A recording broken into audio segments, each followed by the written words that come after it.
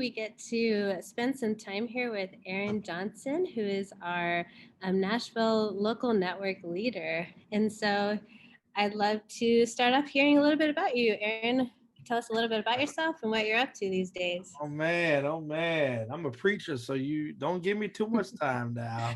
I love it. Go for but it. I'm called to preach to reconciliation and to consulting for believers in churches and in their nonprofits. And I love life. I love Jesus. I am originally from Chicago. My parents who met, and I guess I'll share more about that later, who met serving volunteer for Dr. Perkins years ago. We moved all around the country. My father was in the Navy, and so we lived in San Diego. We lived in Washington State on an island called Oak Harbor. We lived in Louisville, Kentucky, of all places, Nashville, Tennessee, which is where I came back to. And I spent a lot of time back in Chicago after coming to know Jesus. I spent some time over at Moody Bible Institute and reconnected with Dr. Perkins, who introduced my parents together. We'll talk about more of that later. But I love life, Christina, and in my hobbies, I like to make sushi. I love to collect exotic animals, and I love to read and go outdoors. And so, a couple of fun, quick facts from me. I like it. Okay, so what's the most exotic animal you've collected so far? Um, well, I would say my toad, Toad, toad. His name is Cookie. He's as big as a football, and he's from South America. These actually were an invasive species when they were brought to Australia, and now they're invading all of Florida. But he's a really big toad. He's like that big, Wow. and he's called a cane toad, which is also known as a marine toad. But it's just something that you'll never see. I'm probably one of the only ones in Tennessee that has one, so pretty exotic. Nice. I like that his name is Cookie too. Cookie, Awesome. cookie, Cool. I cookie. wanted I wanted to hear too. Are there any like updates? What's going on with your national Nashville local network? I know you guys have been connecting as a greater state with Yeah. Tennessee local networks, and so what's going on in y'all's neck of the woods? Yeah, so I think that's been the big thing right now is to as we're building the Nashville network to also build the Tennessee network. And so um we've got two guys, I believe it's Jonathan Haskell and NL Transio. I'm still trying to get your name right, my brother. If I got it wrong, I'm so sorry.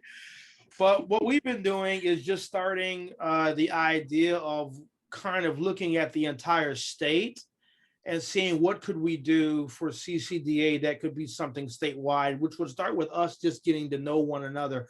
I'm still the new kid on the block here. I'm having just finished my master's degree at Moody Theological Seminary.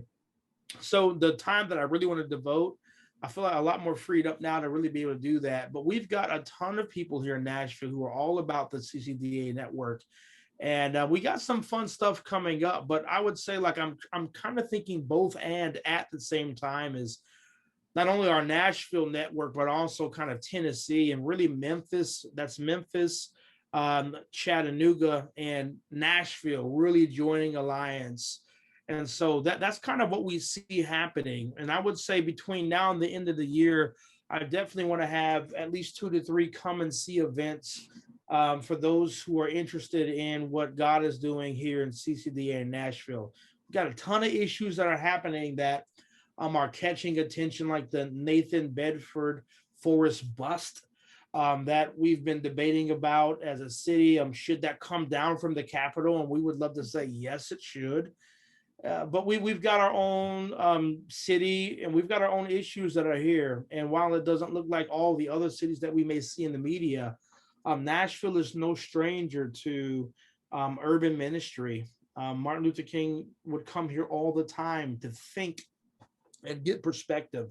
We've got rich in Nashville Black history as well. I've got 13 books that are right on top of my bookshelf that are all from authors from Nashville that are just about Black history in and of itself. So we've got a lot of things happening in the city, and it's about white, black, brown folk coming together and loving Jesus here. So that's a Yeah. snapshot. That's a snapshot.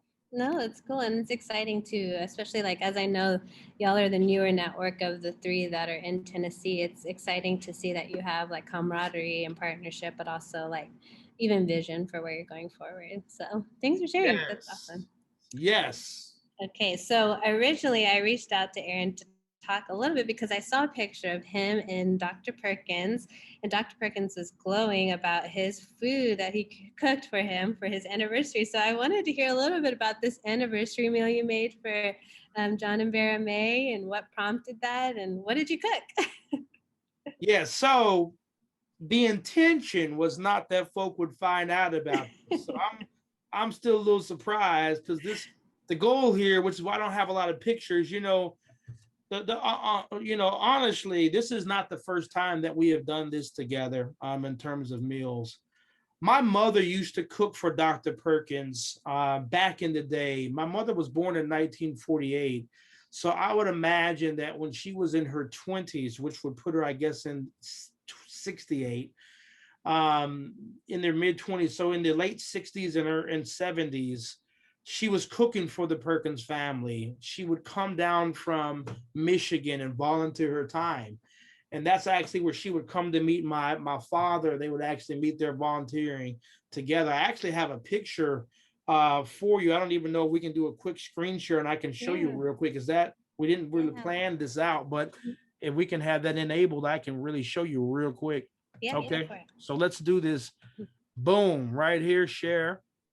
As you can see, Cool. I believe you can see this picture, Mm-hmm. and you can see my mouse. That's my mom right here. You Awesome. can't tell by my hair, but that is my mom. Um, and that's my dad. Oh, That's awesome. my dad with the shades on, with the fro. I mean, froed out. That's how we did it.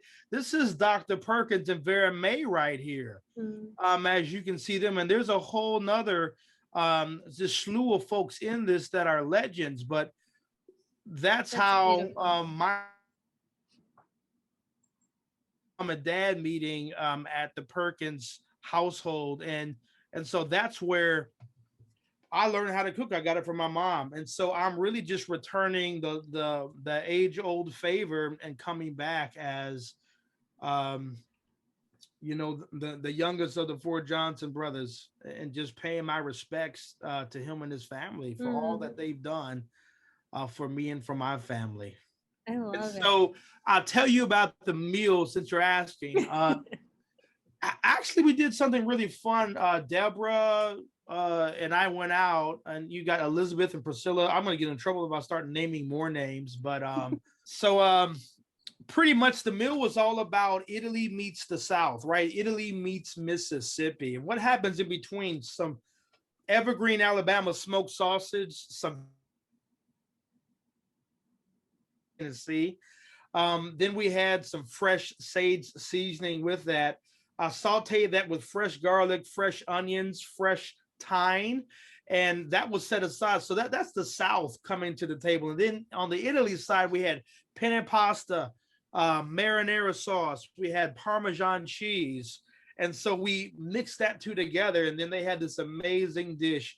And we had to make some lemonade since it's hot, 94 degrees in Mississippi. So I had a watermelon, thyme, and basil lemonade, real chunks of watermelon, lemons, lemonade with some herbs in there, basil and thyme. It actually makes like a really nice gourmet lemonade. So Mm, I hooked it up for the fam, and yeah, we you did. ate good. We ate, and we ate That sounds breakfast. We had some other meals too, but that was like the main meal.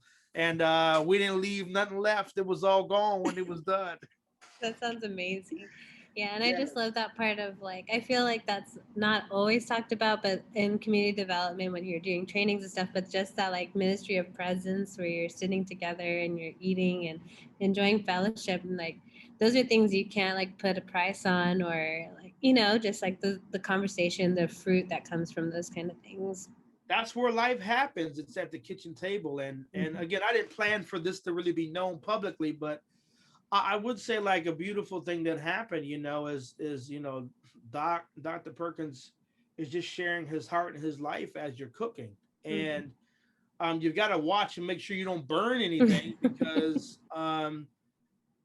he is just such a real person. He had nothing left to impress. He's not trying to impress any of us. He is just being authentically himself, and he knows how to make you feel loved when you're in the room. Mhm. Um, it's easy to come in and cook a meal and then drive back to Nashville, but it's harder to authentically love people and to make them feel at home. Yeah. You step into his home, he makes you feel at home. And so this is the least I could do. This least I could do is show love back to the family and to the man that has shown love to my family. But we ate good. I ain't gonna lie to you now. It sounds like it. Well, is there any more you want to say? Like, just kind of what I know he just celebrated his 91st birthday, and I've been seeing like messages across the board of just talking about his impact on their life. And I was wondering, like, for you personally, what are some things, like ways that Dr. Perkins has invested in you, or things you've taken away from your relationship with him that have really like impacted you? Yeah, yeah. Yeah, like we have to be careful in this digital age.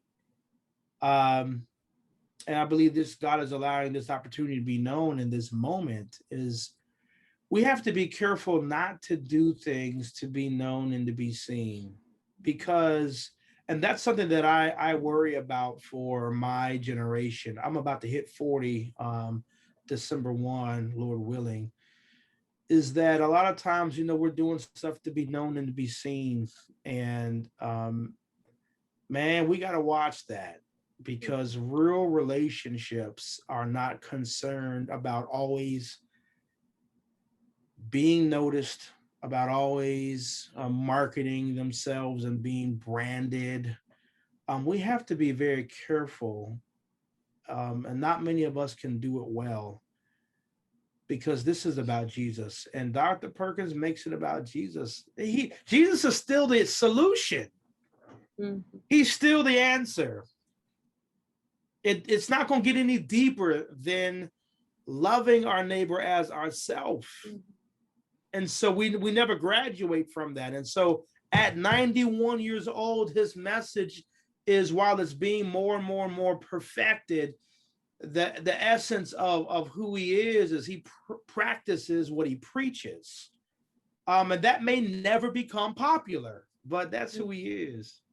And when he's talking to you, he looks at you in your eye, Mm-hmm. makes you feel like you're the only person in the room. How powerful would it be for us as believers to put the phone and the computer and the iPad and all that stuff, put it up, and let's just, for these moments, let's truly walk life.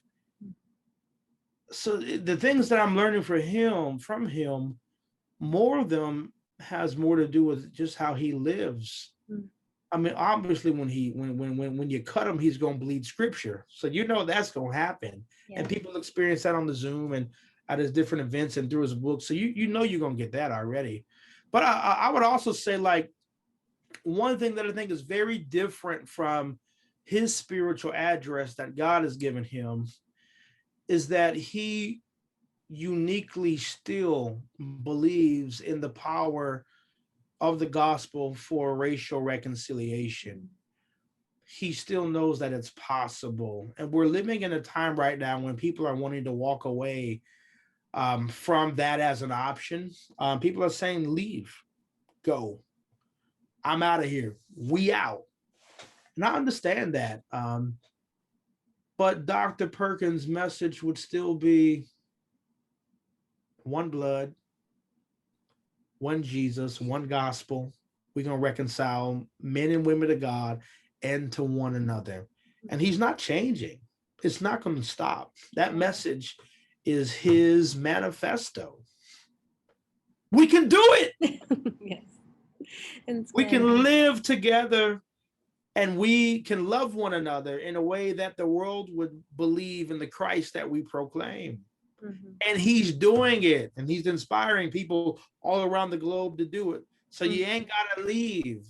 You may have to change. We may have to change how our ministry partnerships and dynamics look, but we can't leave one another. Yeah, I think you said a lot of good nuggets there, and you got your little preacher on, but it was I'm really sorry. powerful. No, sorry. it's good. Like just that idea of distilling it down to like, what does it really mean to love God and love our neighbors? And I think a lot of us are asking those questions, even kind of emerging from the pandemic, right? Like, okay, what are ways to like dream again or rebuild or be with one another in person, like, and living life together when we can now, in a lot of ways. And so thanks for that word. I think it was really powerful. Let's eat together in our own homes. Mm-hmm. That's one of the things I miss the most from this last few months, for sure. So thank you again. Thank you so much for sharing some of your story and for letting us hear a little bit more into your personal relationship with Dr. Perkins. And I know you weren't doing it for show, but I think that this story will bless a lot of people in our association. So thank you again.